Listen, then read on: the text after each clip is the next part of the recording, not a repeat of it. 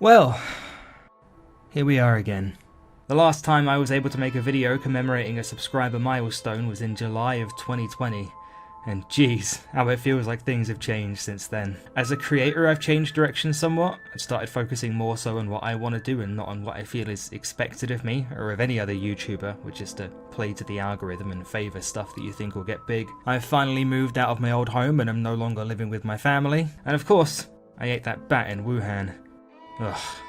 Biggest mistake of my life. Point is, it's been a while since I've done one of these videos, so a quick refresher. This is a subscriber special. It's to celebrate a subscriber milestone. Yay! I've done one at 10k on Breath of the Wild, at 25k on Rayman Legends. I'm about to talk about Fallout New Vegas here at 50k, and there's another mystery game out there that will also be the topic of an eventual 75k subscriber milestone. Then, at 100,000, I'm going to make a video on what are my top 10 favourite games of all time. These 4 games that are the subject of my subscriber specials are what I believe to be the best games I've ever played as of the making of these initial videos, but that could change by the time of the 100k video. The order for that video is still a mystery for now, and best doesn't necessarily equate to favourite. Maybe you'll see what I mean when we get there. I consider all of these games to be 10 out of 10s. That doesn't mean they're perfect or flawless, because no game ever is. They're just the ones that I think are that damn good at what they set out to do.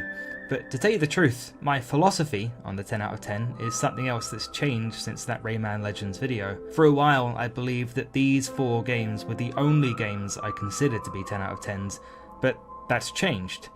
I think perhaps subconsciously, I'd convinced myself that I could only give a game a 10 if it had that X factor.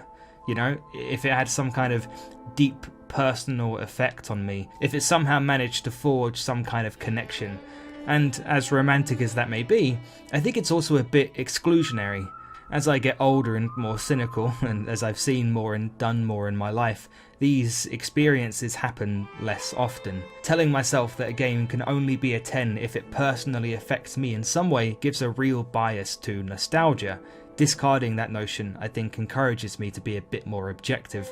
And while objectivity is hard with art, I believe it's less hard with video games than any other art form. There are games out there that are just good enough at what they do that I think they deserve a 10, despite being less emotionally resonant with me. 2, to be precise. Hey, look, here they are. And I'm sure there will be more joining them in the future. But for now, as I say, these 4 are the ones that mean the most to me. The ones that were good enough to warrant a 10 and really did something for me on a personal level. The final thing I feel I need to say up front before I get into the meat of this video is that if you haven't seen either of my previous subscriber specials, manage your expectations. This isn't a review. I'm not going to go over everything in scrupulous detail. These videos are intended to be personal. It is a video about Fallout New Vegas and how I think it's one of the best video games I've ever played, but it's also about something more than that, as you can probably infer from the title. I used Breath of the Wild as kind of a framing device to talk about stories and storytelling. I did the same with Rayman Legends and art. I don't believe I've hit the balance I'm striving for perfectly all the time. I'm actually a bit insecure about the Rayman Legends video, to be honest, because I feel like I talk about myself a bit too much in that one. I do believe that stories and personal experiences are what makes a YouTube video really interesting in the modern era, and I'll probably talk more about that later, but I agonise a bit over that Rayman Legends video. I fear it comes off a bit too self-interested, and maybe there isn't enough about the actual game. The Breath of the Wild one I'm much more content with, even if the editing and voiceover and whatnot are pretty lacking compared to what I can do now. But what matters is that these 4 games I keep referring to, I use as kind of snapshots of points in my life where something big happened or something changed. Maybe I came to a realization, maybe I made a big decision, maybe, in the case of today's video, I was just going through something. It's hard to tell whether these games just so happened to come along at important times in my life, or if they had a part in making them. Either way, I think it makes for a pretty interesting talking point. So, I guess I should start that whole talking about the game thing now already, huh? Alright, fuck it, let's do it.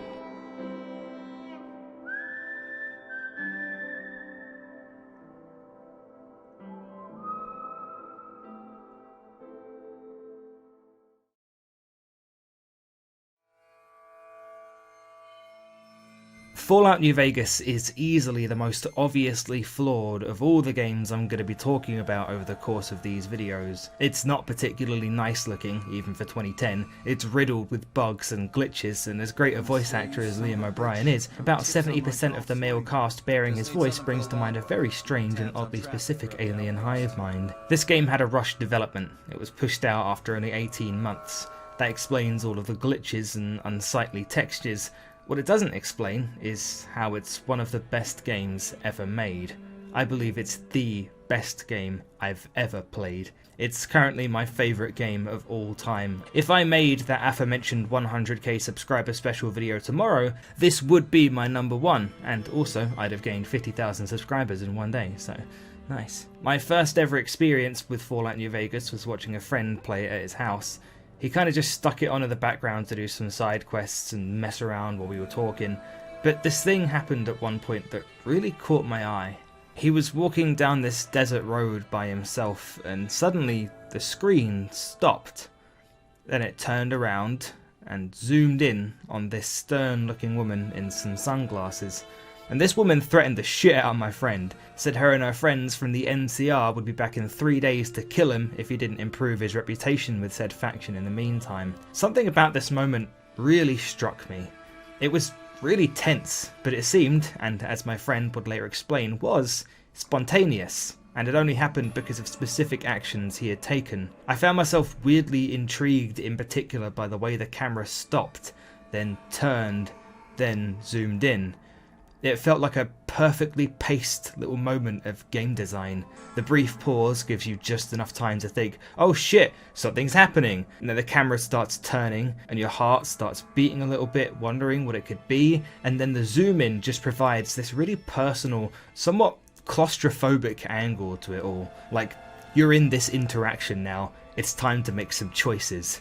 There's a real palpable tension in a moment like that. It makes me wonder why Bethesda, who had previously used this in Fallout 3 and Oblivion, stopped using it in Skyrim when Obsidian had applied it so well in New Vegas between them. It didn't always work the same way in Oblivion, for example, because, I mean, look at this game.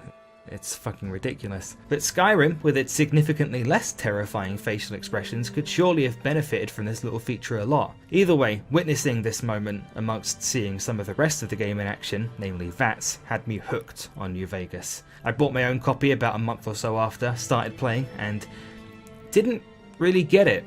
I'd never really played a game, i.e. a Western RPG, like this before. I'd seen a friend play Oblivion a little bit when I was younger, but had little memory of it and never saw enough to really grasp what it was. And the amount of choice and consequence involved was honestly a bit overwhelming. I couldn't quantify what any of the skills and perks I picked at the start really meant, and when I realised that I could just kill the Doctor at the start of the game, it completely threw me for a loop. I remember thinking to myself, this is just like if I could kill the Professor in Spyro! I kept having to go back to my friend for advice. I didn't know what over-encumbered meant, so every time my character started walking super slow and was incapable of fast travel, I just chugged all the food and drink in my inventory and popped drugs like there was no tomorrow until I got lucky and could walk again. I didn't really get why I'd been vilified by so many communities, and so many of the game's other stats and mechanics just went completely over my head. It took a long time for me to get accustomed to the kind of game New Vegas was, and while I was able to eventually find my feet a little bit thanks to my friend and thanks to general intuition, I only made it to about Novak before I quit playing for a while.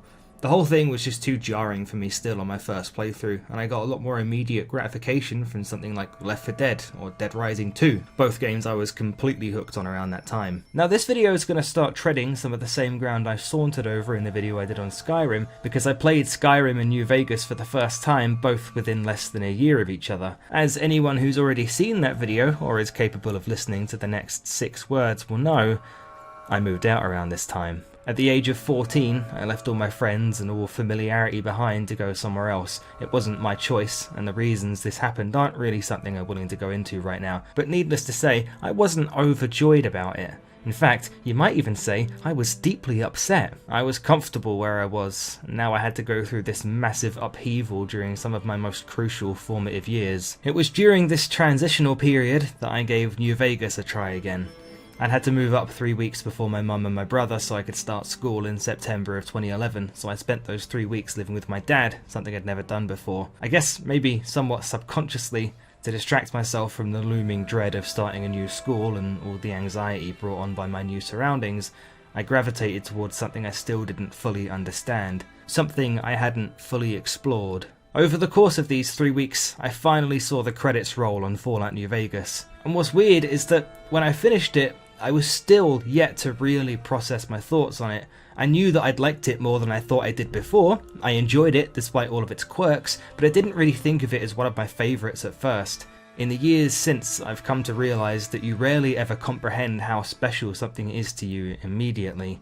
In the same way that I think love often creeps up on you, I think it takes time to realise that a piece of media is your favourite, or that you think it's one of the best ever. It didn't dawn on me that I felt this way about Fallout New Vegas until Skyrim came out.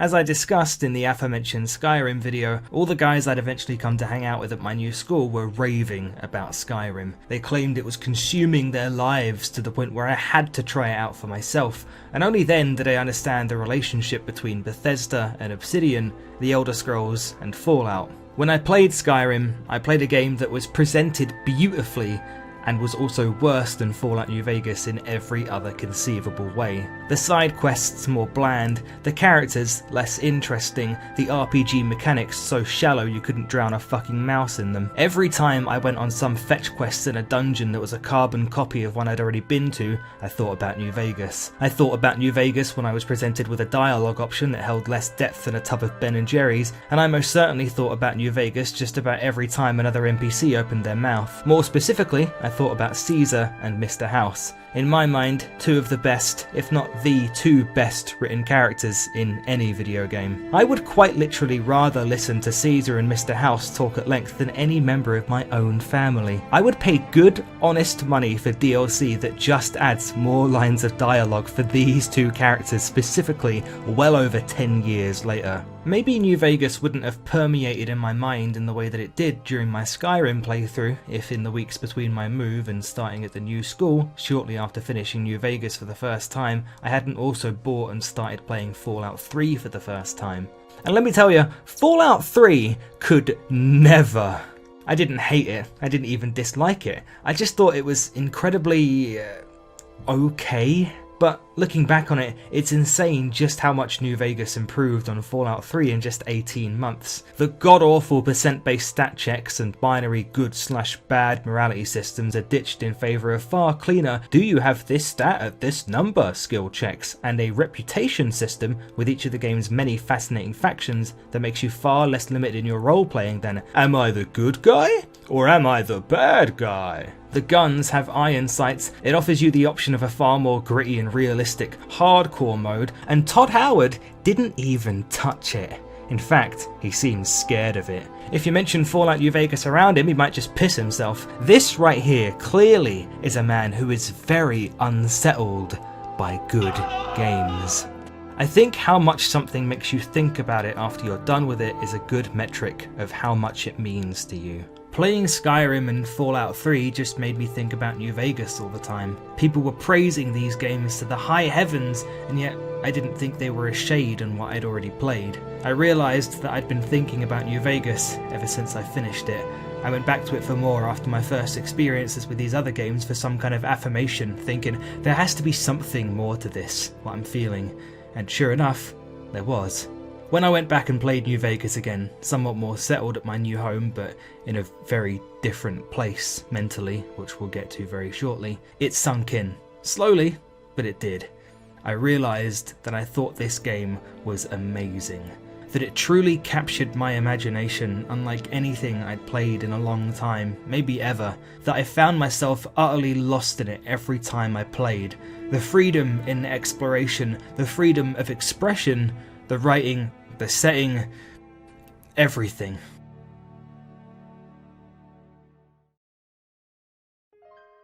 What's cosmically funny about this is that whilst I had this experience of bathing in what I'd soon realise was my favourite game of all time, I was also lower than I'd ever been in my life. It was around this time in 2011 and especially in 2012 that I began to suffer from serious anxiety and depression. I'm not going to go into why exactly, but most of it is pretty guessable stuff for a young teenage boy who had just moved across the country. The exact reason we had to move is pretty grisly and still affects me a bit today, to be honest. I had new friends, but we still didn't know each other that well, and I was constantly paranoid that they secretly didn't like me or that they'd cast me out soon enough, and of course, there was a girl involved. It was all very messy and embarrassing, and I was 14 and 15, so I'm not going to give it the time of day, but it was a hugely contributing factor in why I was the way I was. And that whole odyssey would also stretch into 2013 as well. I also finally got my official diagnosis of autism spectrum disorder in 2013, which was a relief in a lot of ways, in most ways in fact, but the final months of doubt and confusion leading up to that diagnosis were harsher than anything we'd dealt with before because I was older now, and surely I shouldn't still be having all these issues that other kids don't, right? The mental health of the rest of my family was hardly much better. My granddad had just died, and yeah, 2012 fucking sucked. It was far and away the worst year of my life, and one that I still look back on with a lot of disdain now. Before all these things hit me in 2012, I'd known what it was like to suffer with severe anxiety and sensory overload, but never outright depression. It took me a while to reconcile that that was actually what I was suffering with. I'd find myself crying frequently at random points throughout the day, constantly agonizing over my new surroundings, how intimidating the new school was, how alien it all felt. I just never felt like getting out of bed. All I wanted to do was stay in my room and be left alone. I was eventually prescribed antidepressants, the effectiveness of which is hard to quantify, but they sure as hell made me tired. My most prevailing memory of this time, I threatened to do some stuff to myself that I was never serious about. I never had any intention of following through, but I think I just wanted people to know that I was hurting. I don't know, it was a cry for help, I guess.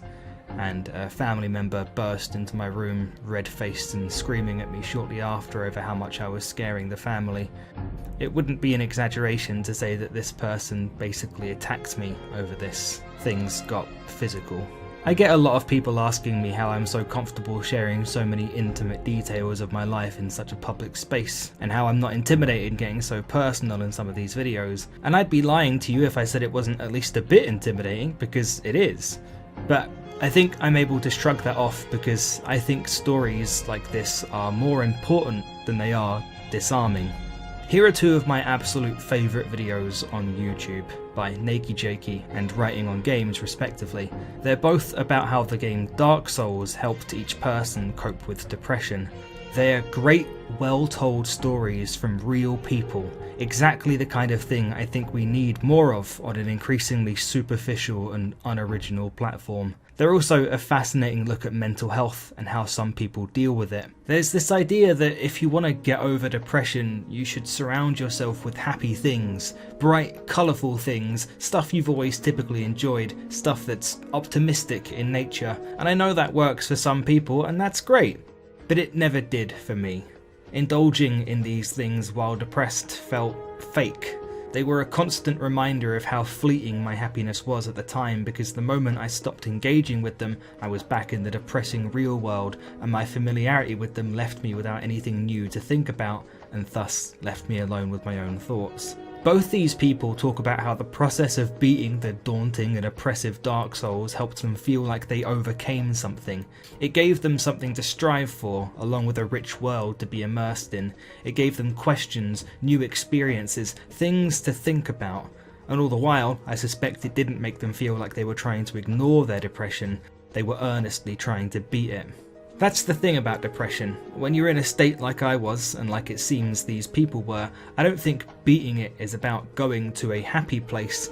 I think it's about going to a different place. Something unlike anything you've seen before, anywhere but where you spend the rest of your time. Hearing these stories helped me realise how Fallout New Vegas had had almost the exact same effect on me. It's only marginally less dour than Fallout 3 by virtue of having the strip and remnants of Las Vegas party culture strewn about the wasteland, but it's still a post-apocalypse. It's still horrendously bleak and depressing a lot of the time. I mean, it's a game about nuclear war, and nuclear war is just a total bummer. At least in a world war you get to fight people with funny accents and shit. When I played New Vegas, I was constantly thinking about New Vegas. It was the only other thing, aside from my intrusive thoughts, that absorbed me during this period of my life. The characters and their motivations were so fascinating. There was so much lore and so much to genuinely speculate and theorize about that it was hard for the mind to wander. It just grabbed me and didn't let go.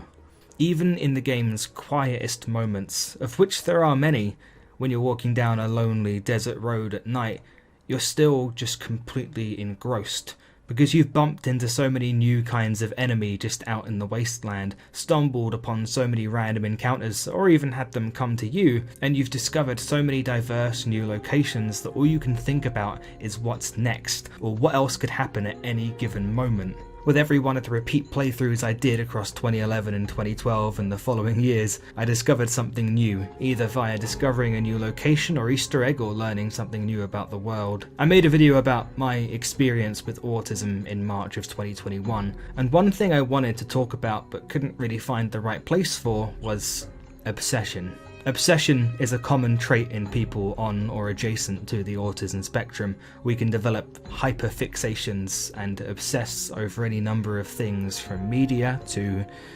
people.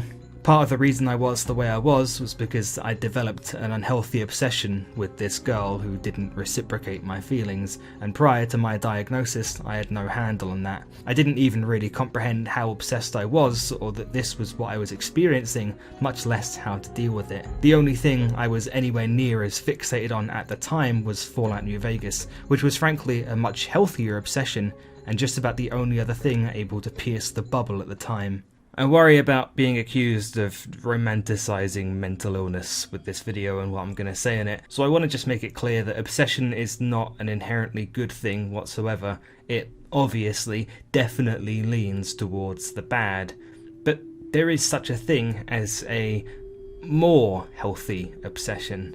My obsession with New Vegas was exactly what I needed at the time. It helped drag me away from that other thing that had previously been occupying almost 100% of my thoughts. And right now, my obsession is this YouTube channel. And over the course of the past couple of years, being obsessed with this thing has brought me more happiness and satisfaction than I previously felt in a long time. One day, I'm going to walk away from all this and get obsessed with something else and find joy in working on that instead. My advice, if you're going to get obsessed with something, try and make sure it's something creative and constructive, and not a girl who doesn't like you back. Maybe you wouldn't even call that obsession, more dedication. Either way, the point remains the same.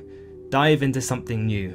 Maybe a book, or a game, or a TV series, but more preferably a creative, constructive outlet. You'll be shocked at how effectively, if slowly, it washes away some of the pain, and how far you've come when you find yourself on the other side. When things got really bad for me, I finally decided to pick up this dusty old classical guitar I'd had sitting in the corner of my room for a few months and start actually really learning it. In a sense, the position I was in motivated me, because I desperately wanted something else to do to make me feel good about myself aside from just going back to the Mojave. I made more progress in that 1 year than I've made in any other stage of my life, and I'd been telling myself I wanted to learn guitar for a long time. I think making that decision when I did saved me a lot of scars. I know it's easier said than done, but try and take all that negativity and let it fuel you. Let it be the thing that pushes you to better yourself so you can get out of that situation faster. Much like obsession, depression, to an even greater extent, is obviously inherently not good. In fact, it's obviously objectively bad. I'm not here to tell you that your depression is beautiful or any horse shit like that, but I am going to say something a bit risky. Among so many other things that it definitely is, depression is an opportunity for personal growth. It is absolutely worth coming out on the other side, because you'll be amazed at how you've changed. Everyone I know who's suffered with mental health issues like this and gotten through it has become far more empathetic, far more emotionally intelligent, and far more mature for it, myself included. I'm not telling you that it's a good thing, it's not, but if I couldn't tell myself things like this and believe them like I do, I might still be depressed now. You don't have to see things my way, but I hope you respect my method.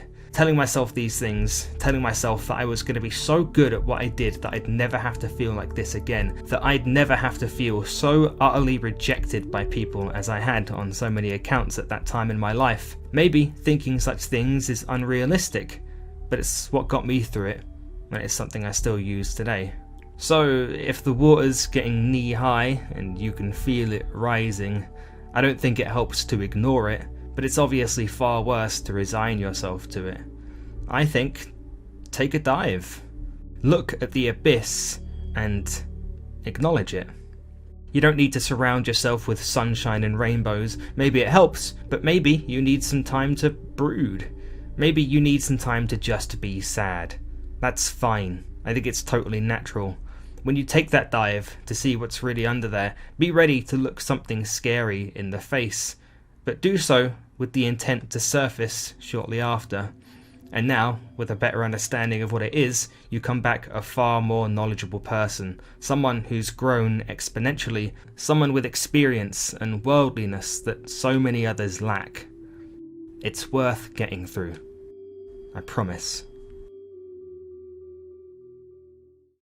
All the things I've told myself and all the creative exploits I've pursued have reinforced that to me, but so did Fallout New Vegas. And I often wonder to myself, when people get through rough patches and say things like, this album saved me, this music saved me, or this show saved me, if perhaps we aren't giving ourselves enough credit, if perhaps we're attributing our own strength to other things that just so happen to come along at an important time. But I'll say this, I've tried time and time again to remove bias from the equation when it comes to how I look at Fallout New Vegas. To forget all the things I feel like this game did for me and how important I think it is to me, and just look at it in a vacuum, completely separate from sentimentality. And yet I still just cannot see it as anything other than the best game I've ever played.